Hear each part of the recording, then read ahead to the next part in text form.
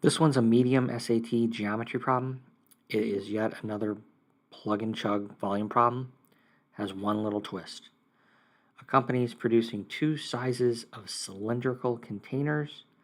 They each have a height of 50. Radius of container A is 16. Radius of container B is 25% longer than the radius of container A. What's the volume of container B? So write down what you're looking for. Volume of B. Guys, there's two figures described here, but they're not here. So what do? You got to draw them.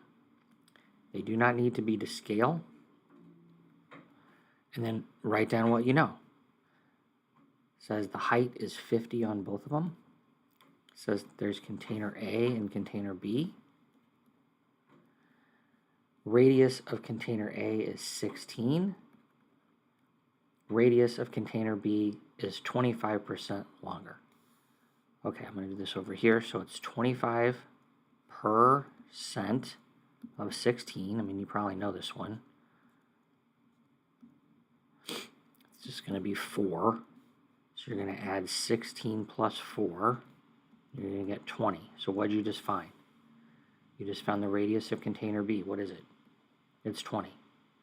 And now it's just a matter of plugging and chugging. You do not need to know the volume of a cylindrical container.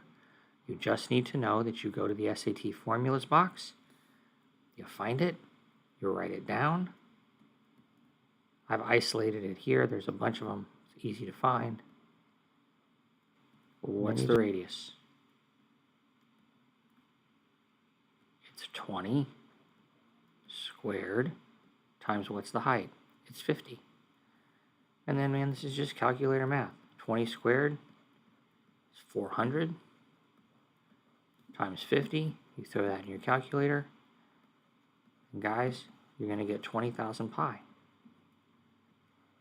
And that's it. That's the answer.